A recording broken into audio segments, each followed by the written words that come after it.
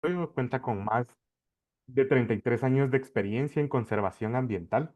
Fundó Fundaeco en 1990, que es una organización no gubernamental líder en Guatemala dedicada a proteger áreas naturales y apoyar comunidades rurales. Su enfoque combina conservación de la biodiversidad con desarrollo sostenible y ha sido reconocido internacionalmente por su impacto ambiental. Actualmente también forma parte importante de consejos globales relacionados con la conservación de la naturaleza. Hoy nos acompaña para hablar sobre el plan de ordenamiento territorial en las municipalidades y las licencias ambientales. Entonces, bienvenido, muchas gracias por estar con nosotros y pues, le dejamos el espacio. Pues muchas gracias. Primero que todo, como siempre, es un gusto estar con Ojo con mi Pisto. Yo soy un ferviente creyente de la importancia del escrutinio ciudadano y de la supervisión, el deber de supervisión ciudadana que tenemos que ejercer sobre los funcionarios públicos, sobre el manejo de los fondos públicos para que no haya robos, para que no haya corrupción, pero además, más allá solamente del tema de la corrupción para que no haya desvías, para que se dé el apoyo necesario a las cosas que las autoridades tienen que hacer. Así que felicitaciones a Ojo con mi Pisto por su trabajo de vigilancia ciudadano, de escrutinio ciudadano de los procesos de la gestión pública, particularmente en las municipalidades. Pues bueno, la verdad es que el tema del día de hoy es sin lugar a dudas uno de los más importantes que podemos abordar en Guatemala, que es el tema del ordenamiento territorial. En Guatemala debemos primero que todo recordar, tener presente la memoria de las tragedias. No debemos olvidar la tragedia del Cambrai, una colonia construida en un sitio en el que nunca se debió haber construido, al fondo de un barranco, al pie de una ladera que ocasionó una tragedia, 400 viviendas soterradas que nunca debió ocurrir. La memoria también de las tragedias durante el terremoto. Ya nadie se acuerda que en 1976 muchas construcciones a la orilla de los barrancos, hechas en la corona de los barrancos, con el terremoto cayeron al fondo de los barrancos y quedaron muchas casas destruidas por ello.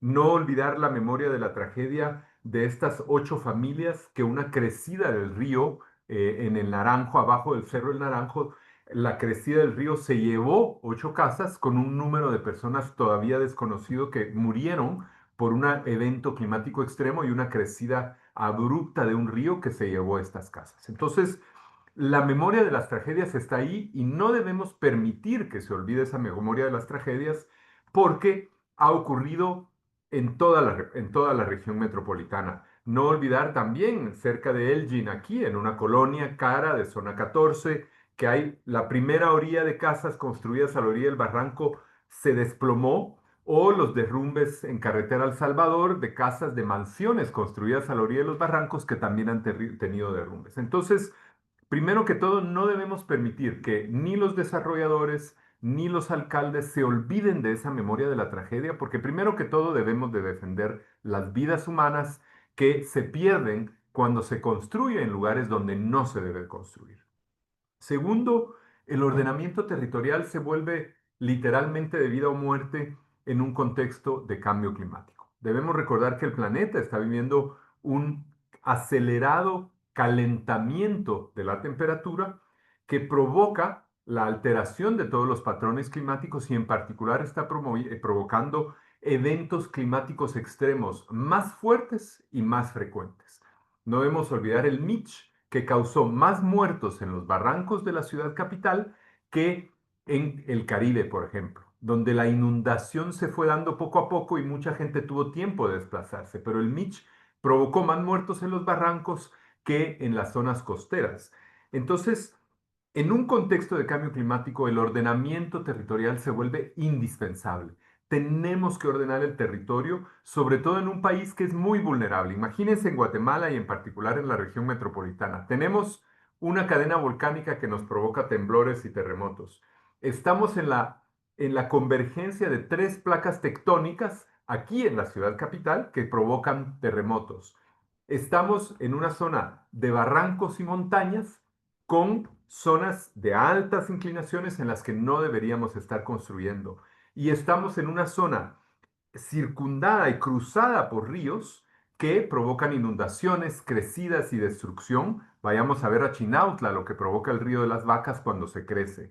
Entonces estamos en una región, en un país extremadamente vulnerable y el ordenamiento territorial se vuelve indispensable para enfrentar el dilema del cambio climático y las amenazas del cambio climático para hacernos más resistentes a una creciente presión de los eventos climáticos extremos. Pero el ordenamiento territorial tiene que ver con otras cosas mucho más sencillas. La, la viabilidad, perdón, mi batería se está descargando. Déjenme ver la conexión acá. Entonces, la, la amenaza que tenemos es de otras índoles. Por ejemplo, la acumulación del tráfico, la falta de planificación de vías, la falta de establecimiento de reservas de dominio para establecer carreteras que vamos a necesitar en 10 años. Eso es planificación territorial. No construir en zonas inundables, no construir en zonas sujetas a derrumbes, pero también la planificación territorial es un lugar para cada cosa y cada cosa en su lugar. En Río Dulce, en el puente de Río Dulce que va hacia Petén, como no hubo planificación territorial, la aldea de fronteras creció sobre la carretera y ahora los camiones hacen cola y lo que va a pasar es que un día muchos camiones cargados podrían provocar que ese puente colapse.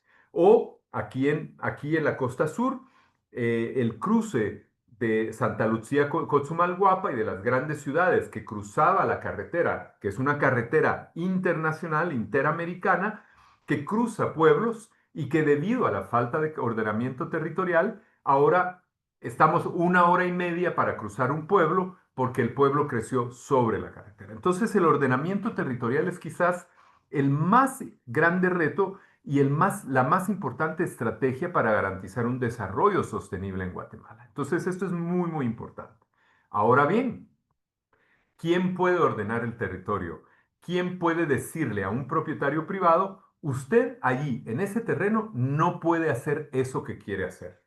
O quién puede decirle a un propietario privado, usted ahí no va a poder botar el bosque. Pues bueno, solo hay dos instrumentos en este momento que son legalmente vinculantes, es decir, de cumplimiento obligatorio para los propietarios de la tierra.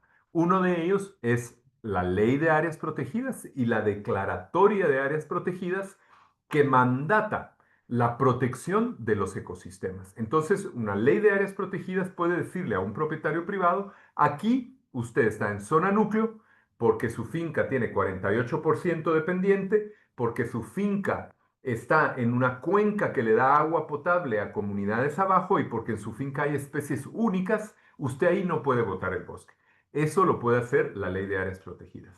Y el otro instrumento legal mandatorio, legalmente vinculante para ordenar el territorio y prohibirle o permitirle cosas a los propietarios de la tierra son precisamente los planes de ordenamiento territorial. Y aquí es donde las municipalidades se vuelven un socio fundamental del ordenamiento territorial.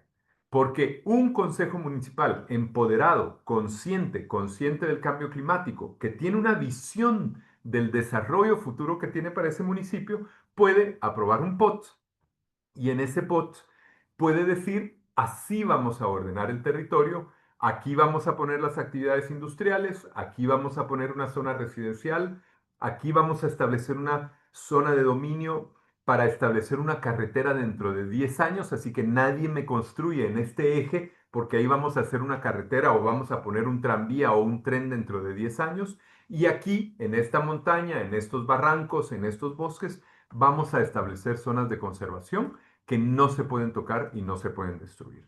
Entonces los POTS son un instrumento muy importante. Adicionalmente, porque requieren y necesitan de una aprobación del Consejo Municipal y un endoso de los ciudadanos. Así que es un instrumento muy poderoso. Ustedes dirán, ¿por qué Fundaeco, que es una entidad ambientalista, se ha comprometido tanto con los planes de ordenamiento territorial? Pues bueno, el dilema con la ley de áreas protegidas es que cada área protegida debe ser declarada por el Congreso de la República. Y ahí hay que poner de acuerdo a 180 personas que tienen cada cabeza es un mundo, que hay intereses políticos muy fuertes y cada vez es más difícil pasar una ley de área protegida en el Congreso de la República. Hay diputados ganaderos que se oponen a una área protegida porque quieren desarrollar ganado. Hay diputados madereros que cortan madera como negocio y que se oponen a un área protegida. Entonces, ahora resulta que en el Congreso podemos pasar 10 años, 12 años, tratando de declarar un área protegida y los diputados no se ponen de acuerdo. En Huehuetenango quisiéramos proteger un bosque, el Cerro Cruz Maltín, que tiene 12 años en el Congreso y los diputados no se animan, no tienen la valentía, no tienen el consenso político porque hay diputados interesados en que en esa área protegida no se declare. Entonces, los POTS los pueden decidir los consejos municipales que entienden mucho mejor la problemática local. Entonces, Fundaeco cree, y junto con otros expertos urbanistas, que los POTS son un instrumento muy importante para proteger los bosques y los ecosistemas naturales a nivel de cada municipio. Ahora bien, aprobar un POT no es fácil, requiere de un trabajo técnico muy importante, requiere de un equipo técnico especializado que va a trabajar con la municipalidad, con el equipo técnico de la municipalidad, para pensar el POT, para diseñar el POT. Entonces, en este momento, lamentablemente, hay que decirlo, de los 340 municipios de Guatemala, solamente 7 tienen un POT aprobado y vigente. Guatemala, Puerto Barrios, Poptún, Salcajá, Santa Catarina Pinula, Sanarate y Quetzaltenango. Un gran aplauso para esos municipios, un gran aplauso para esos consejos municipales que tuvieron la visión de aprobar planes de ordenamiento territorial para tratar de que sus municipios sean más sostenibles y para tratar de que sus municipios sean más exitosos. ¿Por qué? Porque un POT no solo es un instrumento para decir aquí no se puede. Un POT también es un instrumento para decir aquí sí se puede. Quiero que aquí vengan inversiones para desarrollar aquí vivienda. El alcalde de Puerto Barrios, por ejemplo, en su POT incluyó un portafolio de proyectos estratégicos para el desarrollo del municipio que incluyó una terminal de cruceros, que incluyó una plataforma logística portuaria tierra adentro para sacar a los trailers del municipio, que incluyó un aeropuerto internacional para Puerto Barrios. Entonces el POT no es solo un instrumento para decir aquí no se puede tocar este bosque, más bien eso es un resultado secundario pero muy importante del POT. El POT también le sirve a la municipalidad para decir, esta es la visión del municipio que tengo y las municipalidades con un POT pueden atraer inversiones a su municipio porque tienen claridad regulatoria, claridad en la planificación territorial y una visión de un municipio mucho más agradable. Parte del caos que vivimos todos los días es que durante muchos años no hubo un plan de ordenamiento territorial en el municipio de Guatemala. Villanueva tuvo un POT, lo aprobó, pero llegó un nuevo alcalde y lo canceló. Entonces, este es un ejemplo de cómo los POTs también están sujetos a presión política. Y si los ciudadanos no se involucran, no defienden el POT, es muy probable que la presión de los desarrolladores, la presión de la industria, la presión de los propietarios de la tierra, empuje a un alcalde a que no apruebe un POT o, como en el caso de Villanueva, a que lo cancele y deje de estar en vigencia. También es importante decir que hay 5 municipios en este momento desarrollando sus POTS: Misco, Antigua y 3 municipios costeros que Fundaeco está apoyando: Zipacate, Iztapa en el litoral pacífico y Livingston en la costa caribe. ¿Por qué estamos apoyando estos municipios? Precisamente porque los municipios costeros van a estar muy sujetos a la vulnerabilidad del cambio climático. En Zipacate, el 60% del municipio está sujeto a inundaciones y va a estar sujeto a destrucción si el nivel del mar empieza a aumentar. Entonces, Zipacate es un municipio, o Iztapa son municipios que tienen que planificar a 15, 20, 25 años dónde construir y dónde no construir, porque sabemos que el nivel del mar va a aumentar y sabemos que van a haber tormentas, huracanes y eventos climáticos extremos que van a inundar grandes áreas del municipio y por ende no deberíamos construir ahí.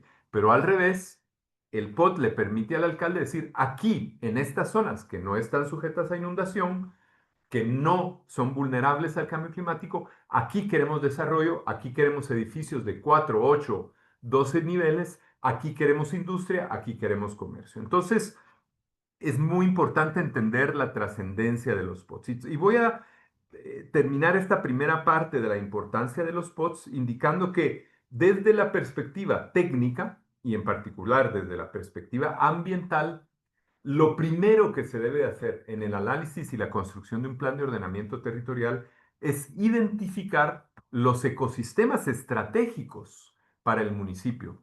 ¿Dónde están las fuentes de agua? ¿Dónde están las zonas de recarga de los acuíferos subterráneos?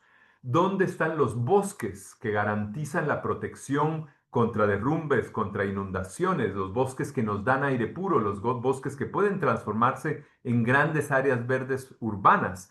Entonces, esa capa que nosotros llamamos cariñosamente la capa de lo vital para el municipio, es la primera capa que tenemos que establecer en un POT para, sobre esa capa, construir las otras capas. La capa de la infraestructura pública, la capa de los servicios públicos, las escuelas, las carreteras, las áreas deportivas, la capa, por supuesto, económica, las zonas industriales de comercio y la capa residencial en zonas no vulnerables y no sujetas a derrumbes o deslaves. Entonces, cuando hay un POT, en estricta teoría, no se deberían de destruir los bosques priorizados que son esenciales para el municipio.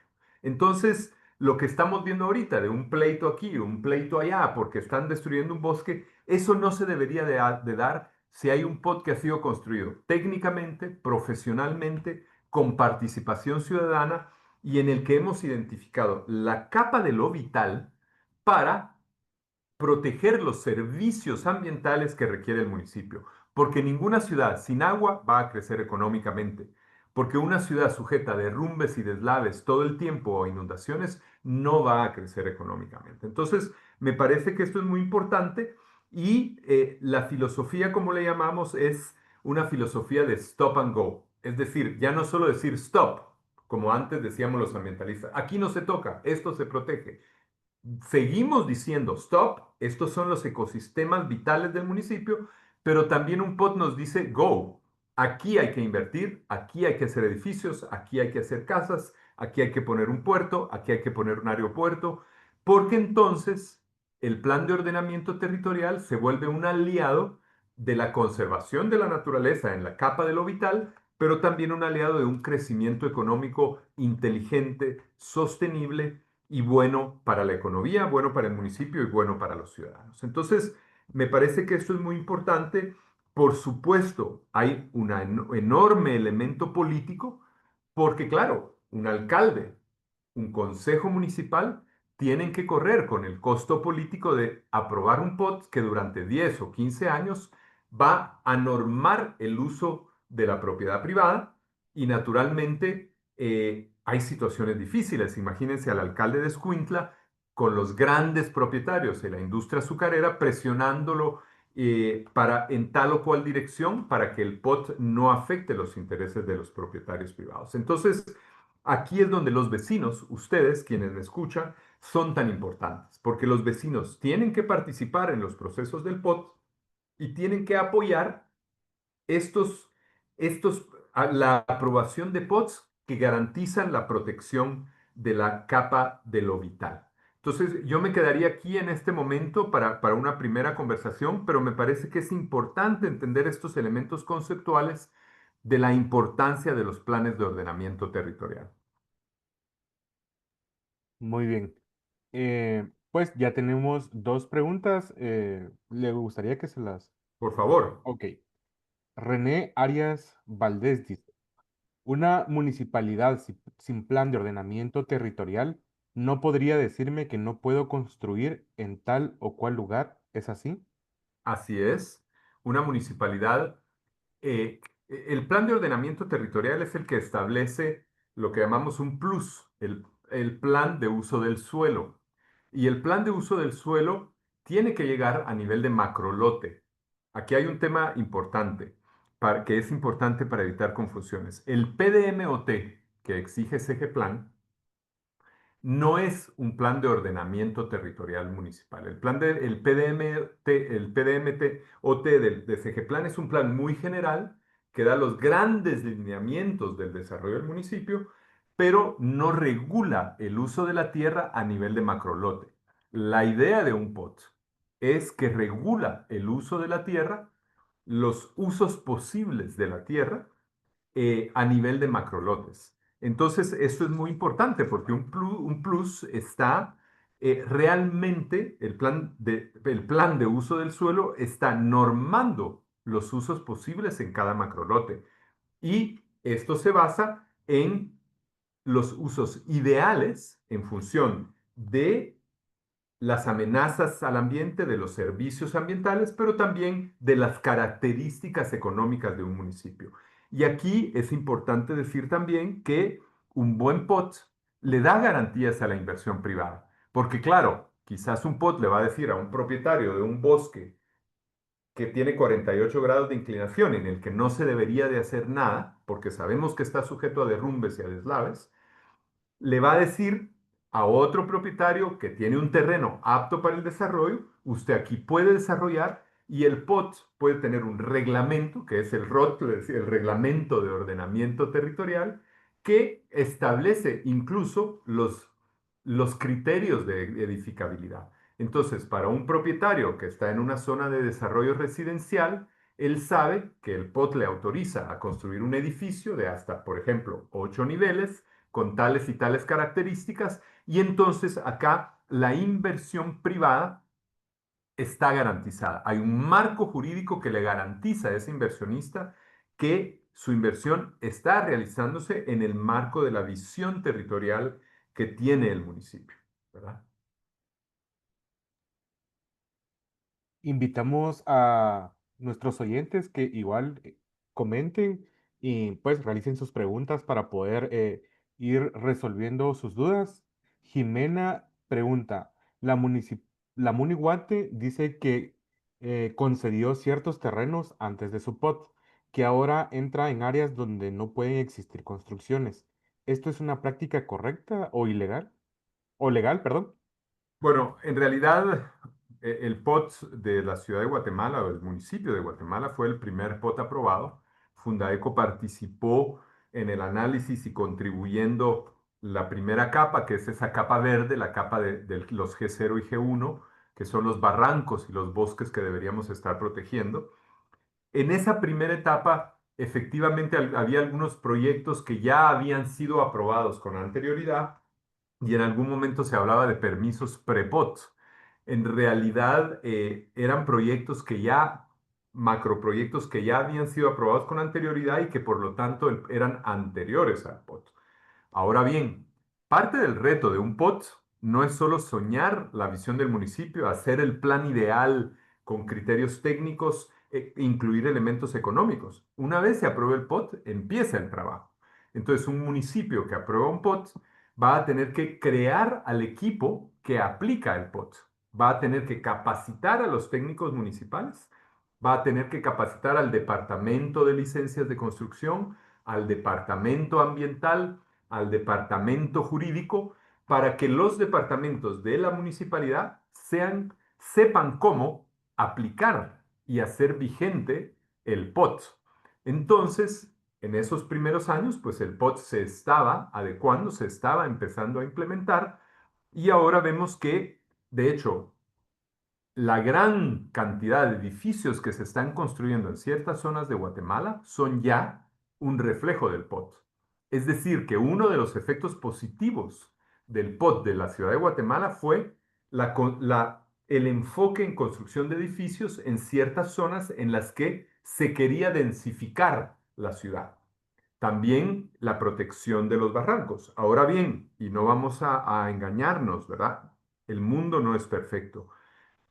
Uno puede tener un POT aprobado, pero pueden haber presiones legales e ilegales. Y por ejemplo, una invasión de un barranco es ilegal. Se establece un asentamiento en un barranco altamente vulnerable, que ahí el POT dice que es una zona de conservación. Pero claro, esto es un acto ilegal y en un mundo ideal deberíamos aplicar la ley, pero no solo se trataría de decirles, miren, ustedes no pueden estar aquí, los debemos reubicar porque están en un barranco en el que se van a ir al fondo del barranco en la próxima tormenta. En un mundo ideal también debería de haber un programa de vivienda social, un programa de construcción de viviendas sociales para que las personas que se estaban yendo a sentar en sitios peligrosos e ilegales puedan optar a viviendas sociales bajo programas adecuados. Y en este momento Fundaeco está trabajando con la empresa de vivienda social de la Municipalidad de Guatemala precisamente para apoyar este tipo de proyectos que son complementarios al POT y complementarios a la protección de los barrancos. También hay presión, no solo de los muy pobres, los muy poderosos también hacen presión. En el columpio de Vista Hermosa hubo construcciones muy lindas, por cierto, que se hicieron en la ladera del barranco y que desde la perspectiva del POT eran ilegales.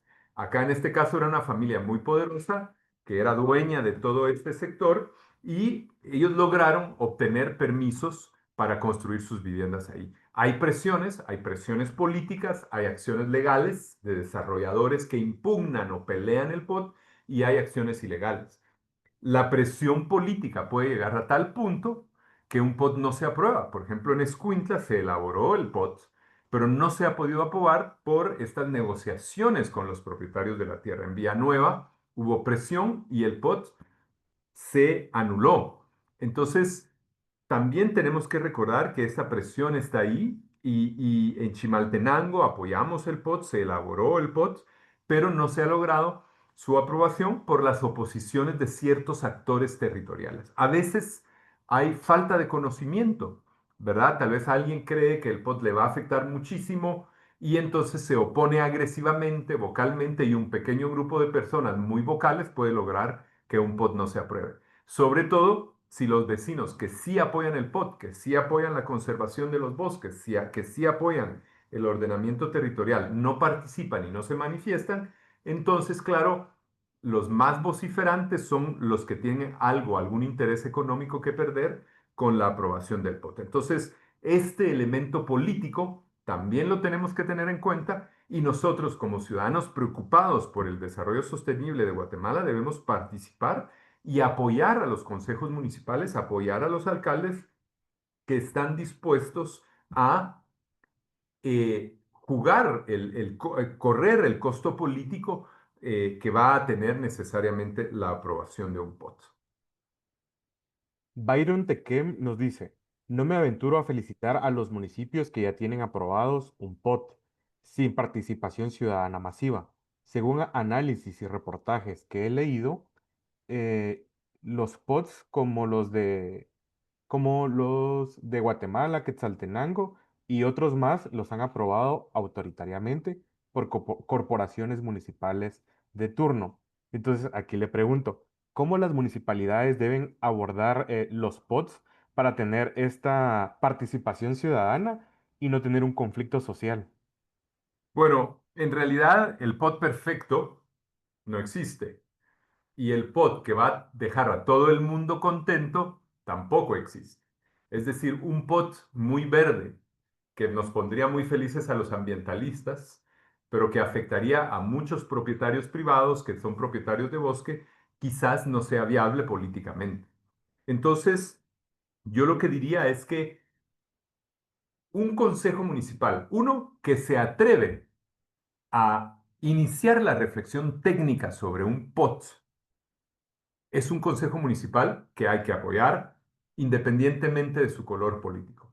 Dos, un consejo municipal que se atreve a aprobar un POT en el que, por ejemplo, y estoy pensando en Santa Catarina Pinula, donde el 30% del municipio quedó protegido por el POT y hay un amplio sector de Santa Catarina de los bosques que fueron protegidos a través del POT. De hecho, con los POTs que Fundaeco apoyó en la región metropolitana, se protegieron más de 4.000 hectáreas de bosques, que no lo habríamos logrado a través yendo al Congreso de la República y que no lo habíamos logrado creando de parque en parque, sino que logramos la protección de cerca de 4.000 hectáreas de bosques porque la suma de todos los bosques que se protegieron con el POT del municipio de Guatemala, con el POT de Santa Catarina Pinula, con el POT de Misco que está en discusión, son cantidades importantes de bosques que el municipio está dejando en protección. Por otro lado, yo diría que los procesos de consulta son muy importantes, pero tampoco tienen que ser una trampa. ¿Cuándo es suficiente la consulta? Eh, ¿Cuándo se agota la consulta? Y por el otro lado, como decíamos, quienes más vociferantes van a ser, quienes más vocales van a ser, son los que más tienen que perder en un POT. Entonces, recuerdo que en Chimaltenango, por ejemplo, eran, creo que los vendedores ambulantes que estaban a orilla de carretera, que se oponían muchísimo al POT. Son pocos, pero eran muy vocales. Y ellos lograron que el Consejo Municipal se asustara. Entonces, ahí es donde, de nuevo, un alcalde tiene que jugar su capital político y tiene que tomar la decisión junto con su consejo de aprobar un POT viable políticamente, quizás no el ideal, pero que sea un primer paso. Por el otro lado, recordemos que los POTs no están escritos en piedra. Generalmente un POT se aprueba con un periodo de 10 a 15 años y puede ser revisado. Por ejemplo, si hay si hay un evento climático extremo que cambia una parte del municipio, si hay una enorme oportunidad de inversión, el POT puede ser revisado y ajustado. Pueden haber medidas especiales dentro de un POT para acomodar, por ejemplo, una inversión importante.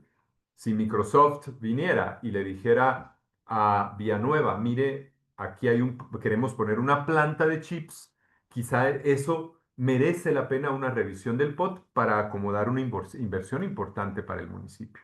Entonces, los POTs nunca van a ser perfectos, pero una de las estrategias de los enemigos del POT es el POT todavía no está listo, no lo aprobemos. Entonces, ¿qué sucede? Se posterga, se posterga, se posterga y mientras tanto no es que paren las construcciones. Siguen las construcciones, sigue la deforestación, siguen las piedrineras, siguen las areneras y el municipio crece cada vez más desordenadamente. Entonces, un POT regular que tal vez no protege el 100% de los ecosistemas que quisiéramos proteger, pero que protege el 60%, es un pote importante que debemos apoyar. Entonces, yo lo que diría es, de nuevo, lo perfecto es enemigo de lo posible, y aquí me parece que tenemos que ser realistas políticamente y eso sí, blindar los espacios naturales más valiosos para el municipio, ¿verdad? Entonces, esa sería mi respuesta a esta pregunta. Griselda consulta, ¿cuáles son las ventajas de los pots para el tema de agua? Eso casi no se menciona. Bueno, esta es una pregunta fundamental. El primer recurso que necesita una ciudad para ser sostenible y próspera, ¿cuál es? El agua. No hay industria sin agua. No hay industria turística sin agua. No hay posibilidades de vivir en una ciudad sin agua. La ciudad de hecho, el primer objetivo o uno de los principales objetivos de los POTS es proteger los servicios hídricos del municipio, las zonas de recarga hídrica, los ríos, las aguas superficiales, protegerlas y proteger los bosques que son productores hidrológicos para el municipio. Entonces yo te diría que en esa capa de lo vital, en esa primera capa, que se hace para hacer la planificación del municipio, la protección del servicio ambiental hídrico, la protección de las fuentes del agua, la protección de los ríos, las lagunas, los lagos, la protección de las zonas de recarga que alimentan los acuíferos, es fundamental para garantizar la prosperidad del municipio. Entonces, uno de los principales objetivos ambientales de un POT es proteger los recursos hídricos del municipio para garantizar su sostenibilidad en el largo plazo. Alejandro de León nos hace dos preguntas. La primera, ¿los pods tendrían un impacto en el YUSI? Y la segunda, que los pods no son baratos. A los alcaldes no les interesa invertir en uno. ¿Quién debería convencerlos u obligarlos a tener uno? Dos excelentes preguntas. En realidad, voy a empezar por la segunda. Los POTS que se han hecho en muchos casos, diría yo, viendo la lista, en un 60% de los casos, han sido financiados por la cooperación internacional. De hecho, los POTS que Fundaeco financió en la primera etapa, Chimaltenango, Escuintla, Puerto Barrios, fueron financiados con apoyo de USAID, de la extinta Agencia de Desarrollo de Estados Unidos, lo cual además es una tragedia, ¿verdad? Pero los POTS que estamos haciendo ahora en municipios costeros, Zipacate, Iztapa, Livingston, están siendo financiados por la cooperación francesa y esperamos que la cooperación francesa apoye a partir del año entrante otros 3 POTS en la región metropolitana, incluyendo el POT de Villacanales. Entonces, pero esto no es sostenible. La cooperación internacional está apoyando esos ejemplos.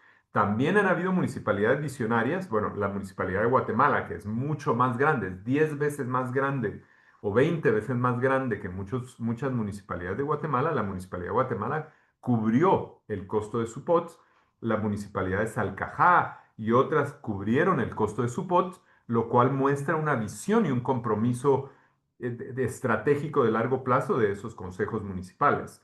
Un POT, dependiendo del tamaño del municipio, va a costarnos entre 100 y $250,000. Un municipio grande va a estar más arriba de los 200,000, un municipio pequeño va a estar entre 75 y $120,000. O sea que sí son un esfuerzo costoso.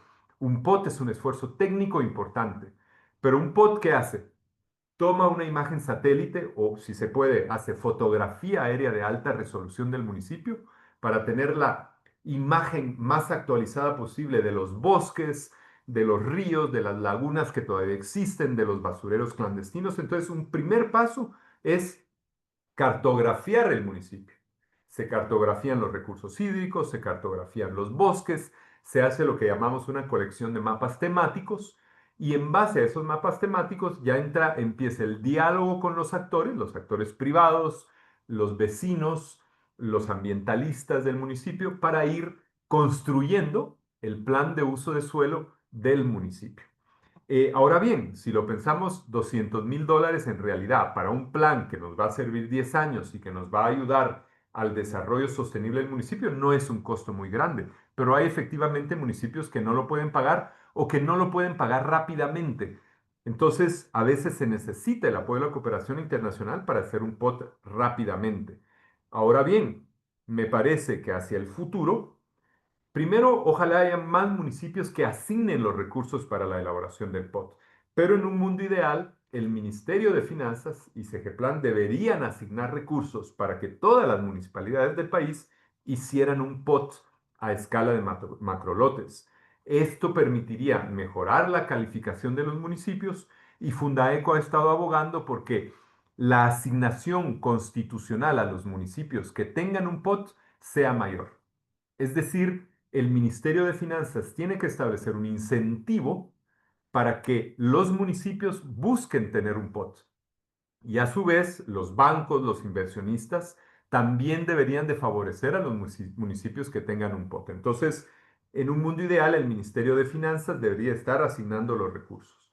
Ahora, en este esfuerzo de cartografía, también hay un esfuerzo de cartografía de catastro al tener imágenes aéreas de alta resolución, de menos de 1 metro de resolución, ya podemos hacer mapas catastrales que nos muestran cada propiedad y entonces el esfuerzo de planificación cartográfica del POT también puede ayudar a un municipio para levantar más impuesto del IUCI. Al tener una clara imagen del municipio, un buen catastro del municipio, la municipalidad ya puede asignar un cobro a los propietarios dentro del municipio. Y un ejemplo de ello es la Municipalidad de Guatemala. A nivel internacional, la Municipalidad de Guatemala es de las que más presupuesto propio genera. Y el impuesto único sobre inmuebles es un impuesto importante para las municipalidades. Aquí también hay que pensar que tiene que haber una voluntad de pago de los vecinos. Una señora ya grande me decía, mire, pero yo ¿por qué tengo que pagar IUCI? Si el terreno es mío, yo ya lo pagué. En realidad, los ciudadanos tenemos que entender que el pago del IUCI es el instrumento de inversión que utiliza la municipalidad idealmente para hacer carreteras, hacer servicios públicos, financiar parques, etcétera. Entonces el IUCI uno, fortalece el levantamiento. Primero, provee una visión estratégica al municipio. Dos, fortalece la atracción de inversión privada y da garantía a la inversión privada. Y tres, incrementa las capacidades del municipio y ahí es donde finanzas debería premiar con mayores recursos a los municipios que tienen un POT debidamente elaborado y aprobado. Nos llegó un mensaje directo y dice, el alcalde de Quetzaltenango prometió en campaña anular el POT a los vecinos del Valle del Palajunoj. ¿Puede hacer eso un alcalde? Miren, lamentablemente sí. El alcalde y el consejo municipal son autónomos y efectivamente, como les digo, cuando hay pequeños grupos económicos que se oponen vocalmente, que vociferan contra un POT, un alcalde puede tener la tentación de hacer campaña ofreciendo cancelar el POT. Ha ocurrido. Y de hecho hay alcaldes que no han empujado la aprobación del POT porque tienen miedo del costo político. Entonces, así como hay vecinos interesados que tal vez quieren hacer un proyecto donde no se debe, que se oponen al POT, los vecinos que sí queremos planificación territorial, tenemos que tener una voz, tenemos que participar y tenemos que apoyar políticamente en la opinión pública la aprobación de los POTs, ¿verdad? Entonces yo diría que esto es importante. No conozco el caso de Quetzaltenango, no puedo estar conociendo los detalles de cada municipio, pero me parece muy triste, lo hemos visto en otros municipios, porque además, imagínense, si el alcalde anterior ya se corrió el costo político de aprobar un POT, yo ya no tengo que correr ese costo político. Entonces, si yo fuera un candidato a alcalde, lejos de ofrecer cancelar el POT, diría, qué bueno que lo apoyó el que ya está, porque así yo no tengo que correr el costo político, pero tengo los beneficios del POT,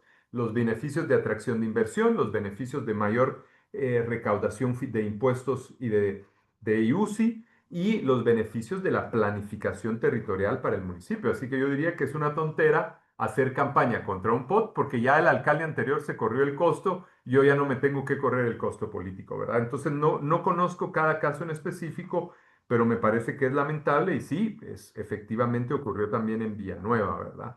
Entonces, me parece que eso es lamentable, pero sí, la verdad es que es posible. Alejandro de León pregunta, ¿el proyecto de Antigua en 3D está modificando el catastro del municipio? ¿Qué pasa con el aumento del YUSI? ¿Qué sucede con los vecinos que se oponen al incremento? Y yo aquí le haré una pregunta también. ¿Es necesario actualizar el catastro? Por supuesto, y aquí regresamos a un tema terrible en Guatemala. En Guatemala, como decían antes, los cercos caminan, ¿verdad?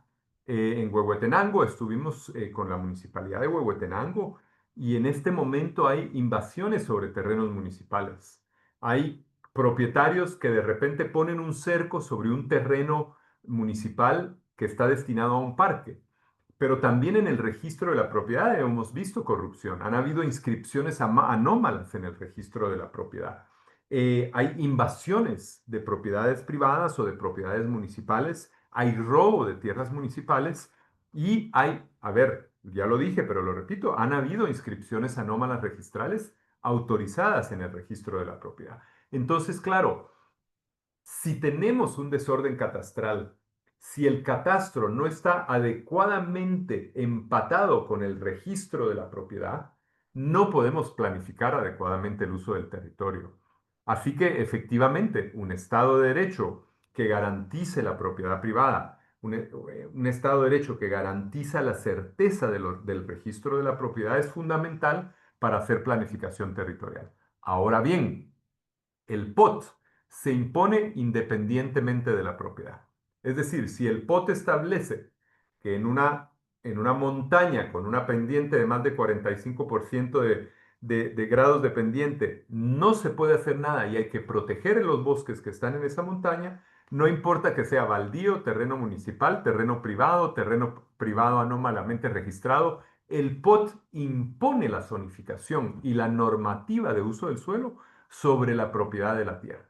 Entonces, por supuesto que un catastro legalmente sólido es fundamental, pero la zonificación del POT se impone sobre la propiedad de la tierra independientemente de cuál sea. Yo diría que un catastro sólido, actualizado y veraz es más importante sobre todo para garantizar la inversión privada y evitar estos procesos de invasiones, porque ahí es donde nos invaden un terreno y cuando sentimos tenemos un, una cantera de piedrín a la par de una colonia residencial y la cantera de piedrín levanta polvo y asfixia y contamina y enferma a las colonias residenciales de a la par, ¿verdad? ¿Y qué si la cantera pues se robó un terreno municipal o invadió un terreno nacional? Entonces, obviamente que un catastro sólido es fundamental para el potro.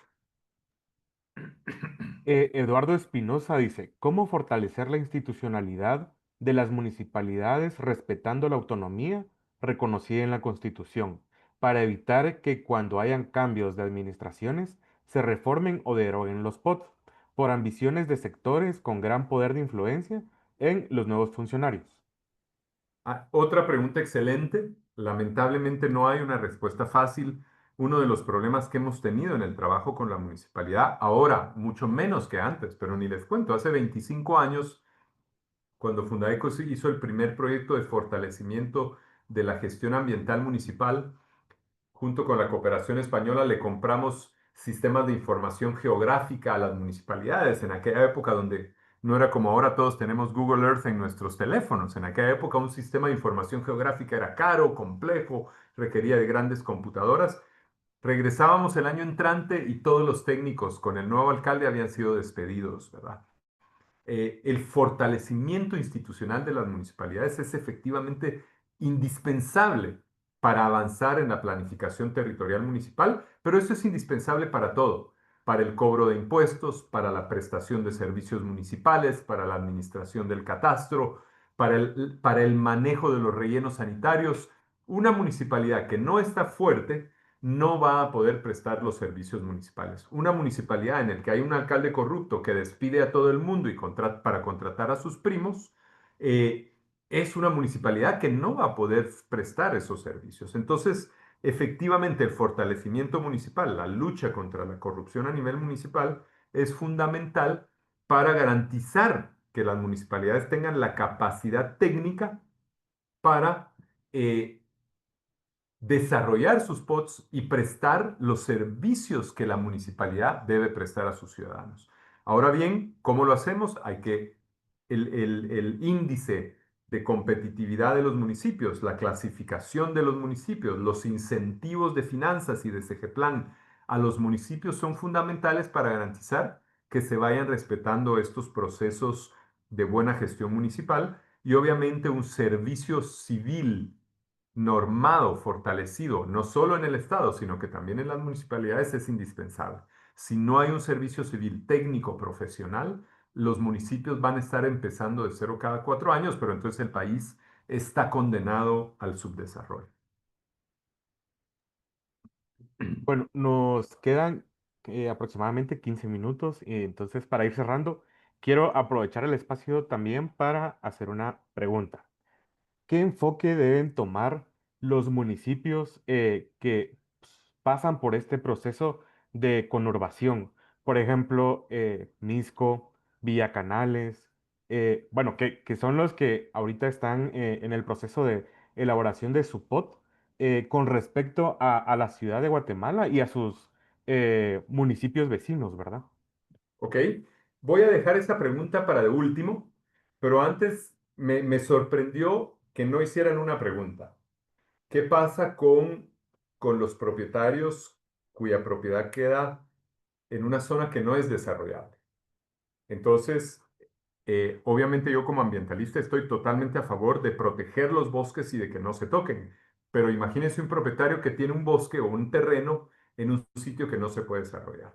Entonces, aquí hay otro elemento importante que tenemos que aprender a integrar a nuestros POTS, que es la idea de los derechos de edificabilidad negociables, que eso ya existe en Colombia, existe en Brasil, existe en Estados Unidos, por supuesto, o que es, yo tengo un terreno en el que no puedo desarrollar, pero yo tengo ciertos derechos de edificabilidad que puedo vender. El señor que tiene un terreno plano en el valle, él sí puede construir, pero digamos que él solo puede construir 4 edificios, 4 niveles, perdón. Yo le puedo vender mis derechos de edificabilidad para que en vez de 4 haga 8 niveles allí donde sí se puede construir y entonces así le damos un beneficio al propietario de un terreno en el cual no se puede desarrollar.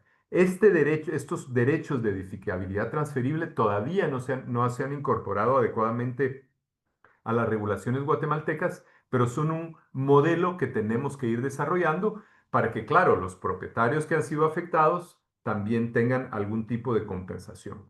También vamos a tener que hablar de los incentivos económicos. Los incentivos forestales en este momento son aptos para zonas rurales, pero no tenemos incentivos económicos adecuados para las zonas urbanas donde la tierra vale más y donde, claro, lo que yo estoy perdiendo si quedo en una zona en la que no puedo desarrollar es mucho más. Entonces, tenemos que hacer esta reflexión colectiva como guatemaltecos sobre los incentivos para, para el desarrollo sostenible de las ciudades, y aquí también tenemos que hacer un desarrollo más constructivo con los desarrolladores. Fundaeco está diseñando un programa de compensación en el que un desarrollador pueda compensar su huella ecológica en un sitio conservando en otro sitio. Estos esquemas de compensación ecológica ya existen en otros países y son elementos que podemos ir desarrollando. Pero además, y ya para ir cerrando, creo que los POTS no son suficientes. Hay alcaldes corruptos, hay alcaldes que ofrecen cancelar el POT. Entonces, y sobre todo acá en Ojo con mi Pisto, creo que los ciudadanos tenemos que pensar que un POT es un nivel de protección. Pero más allá del POT, tenemos que pensar en poner otros niveles de protección. Acá, por ejemplo, una ley del cinturón ecológico metropolitano que Fundaeco ha propuesto al Congreso de la República, una ley de bosques urbanos o la creación de áreas protegidas urbanas a través de la ley de áreas protegidas, son otros elementos legales para proteger esos bosques urbanos vitales para el país. Por ejemplo, estamos viendo cómo se destruye el Cerro El Naranjo. Quizás ahí los propietarios deberían negociar con el Estado una expropiación para crear un gran parque ecológico metropolitano, y tal vez deberíamos tener una ley de área protegida, porque es probable que el Pot de Misco por sí solo no pueda preservar lo que queda, la pieza que queda del Cerro El Naranjo para los guatemaltecos. Entonces, tenemos que atender otras leyes. Hay que ver la ley del INAV. La ley del INAV permite los cambios de uso del suelo yo diría, de una forma bastante fácil. Y la ley forestal, que fue pensada para favorecer al sector forestal, es débil en su aplicación en las zonas urbanas. Entonces, me parece que tenemos que señalar que hay que revisar la ley forestal para fortalecer los elementos de protección de bosques en zonas metropolitanas, porque en este momento un permiso de cambio de uso del suelo en el INAV es relativamente fácil de obtener. Estamos viendo cómo algunos barrancos están siendo destruidos eh, para construcción de viaductos ya con licencias de cambio de uso del suelo. Entonces, tenemos que revisar la ley forestal, tenemos que fortalecer la ley ambiental, fortalecer los procesos de consulta ciudadana para fortalecer los estudios de impacto ambiental, y me parece también que los ciudadanos tenemos que empujar para la coordinación de las entidades que dan los permisos. Ahora vemos con mucha preocupación que se destruye un bosque en la 20 calle de la zona 10, que autorizan un edificio aquí, que autorizan un edificio allá. Y lo que sucede es que las instituciones que deben emitir las distintas licencias no se comunican entre sí. El CONRED tiene que dar una licencia o un dictamen vinculado a los riesgos de un terreno. Después el Ministerio de Ambiente debe dar una licencia ambiental que en teoría requiere de consulta pública. Después el INAV debe dar una licencia de cambio de uso del suelo, y después la municipalidad debe dar una licencia de construcción. Estas cuatro entidades deberían estar coordinando, y el INAV no debería dar una licencia donde hay una zona de protección establecida por CONAP o por el POT, etcétera, ¿no? Entonces, estamos viendo una fragmentación, y en esa fragmentación se filtra la corrupción, se filtran los intereses, y yo diría se filtra también las maniobras, porque un propietario privado puede fragmentar su proyecto, puede solicitar licencias de forma parcial conforme va desarrollando su proyecto. Entonces, esa fragmentación de los procesos de otorgamiento de licencias favorece la destrucción de los ecosistemas naturales y deberíamos fomentar y exigir una mayor coordinación entre el INAH, con RED, Ministerio de Ambiente, CONAP y por supuesto las municipalidades. Así que esto me parecía muy importante decirlo antes de despedirnos y para terminar el tema de la conurbación, que me parece fundamental. Cada pot es como una pieza de un rompecabezas. El pot de un municipio como Livingston, pues el Livingston es muy grande y su pot se va a autocontener, ¿verdad? Pero aquí en la ciudad capital, en la ciudad capital, en la gran región metropolitana, dependiendo de dónde le pongamos los límites, hay 11, 17 municipios que deberían estarse coordinando. Imagínense que queremos construir un tranvía que va desde Villanueva hasta Palencia, o que queremos construir una línea de tren que va desde Chimaltenango hasta Barberena. Tenemos que tener la coordinación de los planes de ordenamiento territorial de todos esos municipios para que todos pongan el eje vial en donde debe de ir. Si las zonas de recarga hídrica de la ciudad capital, de los pozos de la zona 10, de los pozos de la zona 11, los pozos de la zona 11 se recargan con los bosques de Misco, del Cerro Alush. Los pozos de la zona 10 se recargan con los bosques de Santa Catarina Pinula, de Boca del Monte. Entonces, en esta zona conurbana se necesita la articulación, la coordinación y la articulación de los POTS de cada uno de los municipios. Recordemos que la Constitución de la República, invito a todos los jóvenes a que la revisen, es muy interesante y bastante de avanzada. La Constitución de la República llamaba para la creación del área metropolitana. Como cada municipio quiere su presupuesto, cada alcalde quiere su espacio de poder, esa zona metropolitana, esa gran área metropolitana no se ha establecido. Entonces, aquí, en este caso y en el caso de las futuras conurbaciones que se van a dar, porque en el altiplano vamos a tener una conurbación también entre Chimaltenango y Tecpan, vamos a tener una conurbación entre Xela y Salcajá, bueno, que ya la tenemos prácticamente, entre Xela, Cantel, Salcajá. Entonces, en esas grandes conurbaciones tenemos que crear mecanismos para la coordinación de los planes de ordenamiento territorial municipales. Y eso se puede hacer, primero, a través de algo que ya existe, los consejos de desarrollo departamental. Segeplan debería impulsar esa coordinación de los POTS. Dos, algo que también ya existe en algunos casos, las mancomunidades, que pueden ser espacios de coordinación técnica intermunicipal. Y tercero, eso no existe, en la región metropolitana, es la opinión de Fundaeco, se requiere del establecimiento de una autoridad metropolitana. Obviamente, habrá que hacer una negociación política, pero un ejemplo es, por ejemplo, el área metropolitana de Barcelona, que maneja los temas ambientales y de transporte de toda la región metropolitana, o, para no ir tan lejos, la Oficina de Planificación Metropolitana de San Salvador, la OPAMS, que maneja los permisos y las licencias de construcción de todas las municipalidades de la región metropolitana. Los municipios le transfirieron a la OPAMS la responsabilidad del otorgamiento de las licencias municipales. Entonces, efectivamente, Germán, me parece que es un tema fundamental para la región metropolitana central y acá pues se requiere de voluntad política, pero también se requiere que los diputados entiendan, los alcaldes de cada pequeño municipio metropolitano entiendan que son una parte de un todo y que esa región metropolitana va a requerir tarde o temprano de una autoridad metropolitana que empuje la visión estratégica no de un municipio, sino que de toda la región metropolitana. Bueno, antes de finalizar, nos entró una última pregunta y aprovechando que está aquí, pues se la vamos a compartir. Dice, ¿qué tanto las municipalidades en el interior de Guatemala se están enfocando o vinculando el POT con los conceptos de ciudades intermedias, inteligentes y sostenibles que otros países están trabajando?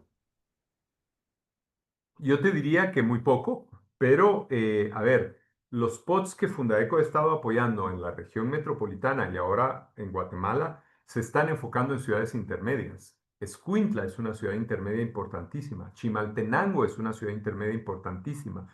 Puerto Barrios es una ciudad intermedia importantísima. En la próxima ronda de POTS que queremos apoyar, estamos incluyendo a Huehuetenango.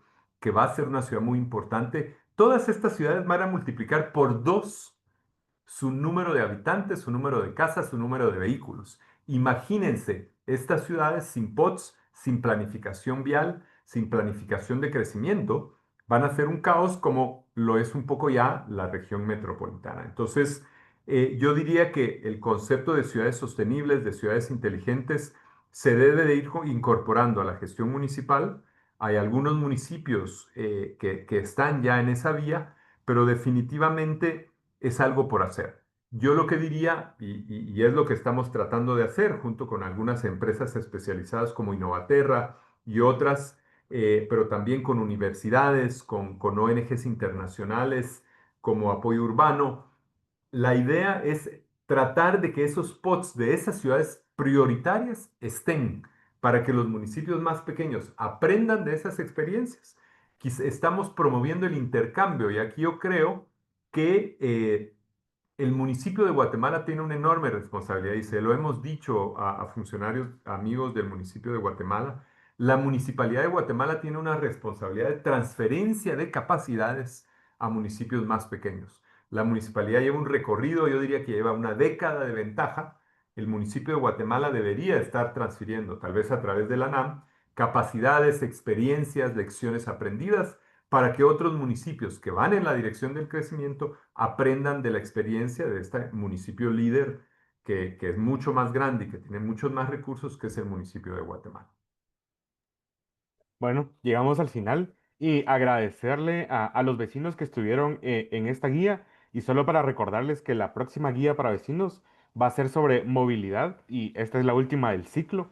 También queremos que nos contesten la encuesta que les pasamos es para saber los temas que deseen aprender este próximo semestre. Entonces pueden ir y proponernos los temas para que nosotros pues podamos buscar expertos como Marco Cerezo para que nos puedan compartir sobre los temas que ustedes tienen dudas. También se pueden inscribir en nuestra Munigaceta. Aquí nosotros pues les compartimos las actividades y las conversaciones que vamos a tener y solo recordarles que mañana a las 6:30 de la tarde vamos a tener un en vivo por TikTok.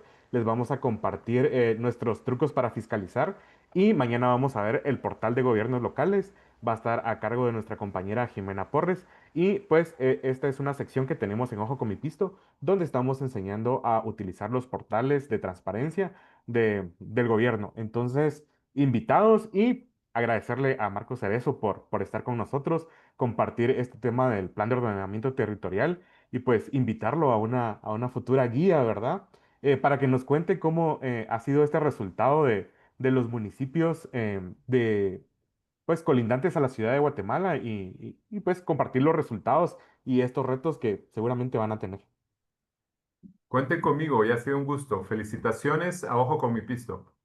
Gracias, feliz noche a todos. Buenas noches.